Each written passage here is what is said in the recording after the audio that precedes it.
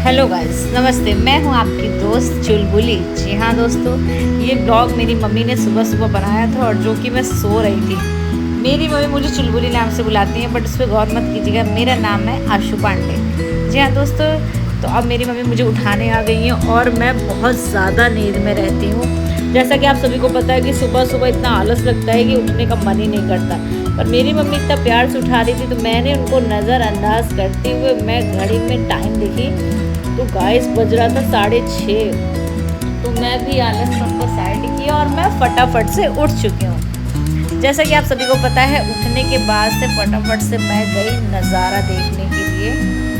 Mummy तो मेरी बैठ चुकी थी, बट आप सभी को पता है कि गाइस सुबह का वाइब्स इतना ज़्यादा अच्छा होता है कि कुछ कहने को नहीं। चलिए आप सभी को भी मैं वाइब्स दिखाती हूँ कि गाँव का नज़ारा। अभी इस टाइम मैं इलाहाबाद से गांव में आ गई हूँ और गांव में का नज़ारा इतना ही प्यारा, इतना सुंदर है। तो चलिए चलते हैं, आप सबको भी मिलाते हैं। जो गांव को पसंद करता है वो लाइक शेयर सब्सक्राइब ज़रूर कर दीजिएगा और गांव के नज़ारे का देखिए और इंतज़ार कीजिए।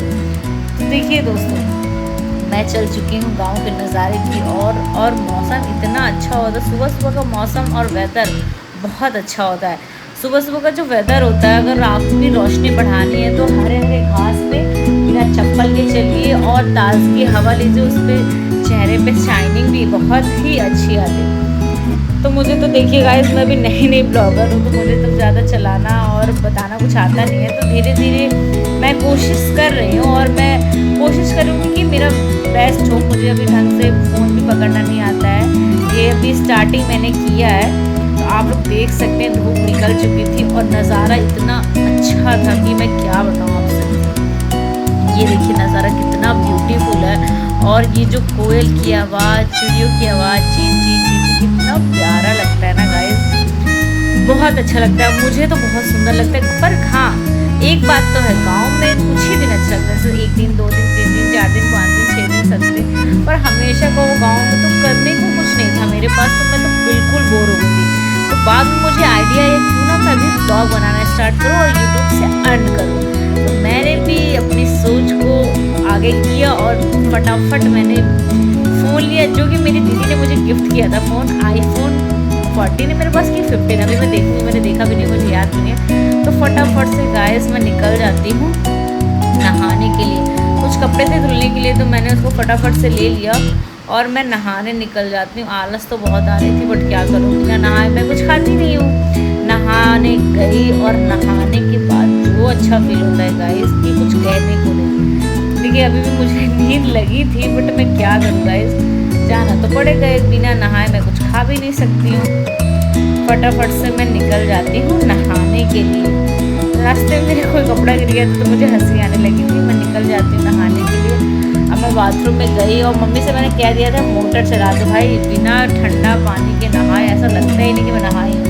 तो फटाफट से गाइस मैं बाथरूम में पहुँच चुकी हूँ और मैं नहाने जाती हूँ। नहा कर निकलती हूँ तो आप सभी से मिलती हूँ गाइस। तो गाइस नहा के आ चुकी हूँ, जैसा कि आप सभी को दिख रहा होगा कि पानी भर चुका है और मैं नहा के निकल चुकी हूँ और मैं जा रही हूँ फटाफट से पूजा करूँगी। पूजा करने के बाद फिर देखते हैं क्या मिलता है, मम्मी क्या खिलाती हैं। बट जो मैंने कपड़ा धोया था उसको तो डाल दूँ। छत पे ही इतनी गर्मी हो रखी थी। बीच वाला कमरा हम लोग का इस टाइम खाली है, पेंट तो हो चुका है, बस हल्का फुल्का रेनोवेट कराना बाकी है, पेंटिंग होना बाकी है। तो क्यों ना हम लोग इसका इस्तेमाल करके इसी पे कपड़ा सुखा लेते हैं।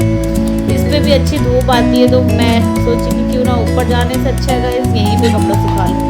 तो फटाफट से मैं यहीं पे कपड़ा सूखने के लिए डाल देती हूँ और डालने के बाद मम्मी की साड़ी और बहुत सारे कपड़े हैं तो मैं यहीं पर डाल देती हूँ। किसी भी कपड़े के लिए ऊपर जाने की क्या ही ज़रूरत है, जब अच्छी खासी धूप यहाँ लग रही है और गर्मी इतनी ज़्यादा है कि ऊपर जाने की कोई ज़रूरत ही नहीं है। तो मैं फटाफट से यहाँ पे कपड़ा डाल देती हूँ और कपड़ा डाल के मैं निकल जाती हूँ गाइस। इतना लंबा चौड़ा कपड़ा मैंने डाल दिया कि मुझे पता ही नहीं चल पा रहा है कि मुझे कौन लग गया। मुझे साड़ी तो डालनी आती नहीं है, पर किसी तरह मैंने मम्मी की साड़ी ऐसे करके डाल दी है। बाप रे, इतना ज़्यादा लंबा चौड़ा ब्लॉग मम्मी की साड़ी डालते हुए मैं तो परेशान हो गई। तो फिर फटाफट से मैंने मम्मी की साड़ी डाली और मैं निकल चुकी हूँ। देखिए मम्मी क्या बनाई, मम्मी कुछ तो ऐसा बना रही थी जिससे मुझे मतलब अंदर ही अंदर ऐसा लग गई और मैंने गई पूजा करने के लिए। पूजा की थाली मम्मी जो कि पहले से रखी हुई थी, काला तिल और मिश्री और जल, जो कि हर शनिवार को मैं चढ़ाती हूँ, आइतवार को, शनिवार को। और आपसे भी कहती हूँ कि हमेशा सूरज भगवान को जल चढ़ाया करिए। फटाफट से मैं थाली लेकर निकल जाती हूँ। हमारे घर के साइड में जो जगह खाली है उसमें हम लोग ने शंकर और पार्वती जी की मूर्ति रखी हुई है। तो आप लोगों को अभी वीडियो में आगे दिखेगा कि हम लोग की मूर्ति कहाँ पे है। आप लोग से भी मिलवाती हूँ, भगवान का आशीर्वाद लीजिएगा आप लोग भी। शंकर जी पार्वती जी की मूर्ति हम लोग की वीडियो में भी आपको दिखेगी। फटाफट से मैं जाती हूँ और शंकर जी की पूजा करती हूँ। आप लोग भी गाइस देख सकते हैं मेरे वीडियो में शंकर जी, पार्वती जी और शिवलिंग में मैं जल छोड़ती हूँ। जल छोड़ने के बाद मैं शनि भगवान को भी जल छोड़ती हूँ, जो कि वीडियो में मैंने रिकॉर्ड नहीं किया गाइस, मैं स्किप करिएगा उसको। फटाफट से देखिए जल छोड़ती हूँ, शंकर भगवान जी का आशीर्वाद लेती हूँ। अगर आप लोग के यहाँ भी है ऐसी मूर्ति तो आप लोग भी लाइक कमेंट शेयर में बताइएगा ज़रूर। और फिर मैं फटाफट से आ जाती हूँ जल छोड़ने के बाद, पूजा करने के बाद मैं आ जाती हूँ नाश्ता करने के लिए। नाश्ते में ऐसा तो कुछ मेरी मम्मी ने बनाया ही नहीं था, वो थक चुकी थी, सिर्फ चाय और टोस्ट जो सुबह का ब्रेकफास्ट होता है। तो फटाफट से मैंने नाश्ता किया और नाश्ता करने के बाद हमारा जो आपको पता होगा पहले वाले ब्लॉग में मैंने बताया था कि मेरा इन्वर्टर ख़राब हो गया था, जिस वजह से हमारे यहाँ लाइट चली गई थी। बट भैया ने अपना दूसरा इन्वर्टर लगा दिया था, तो वो इन्वर्टर वाले भैया आ चुके हैं।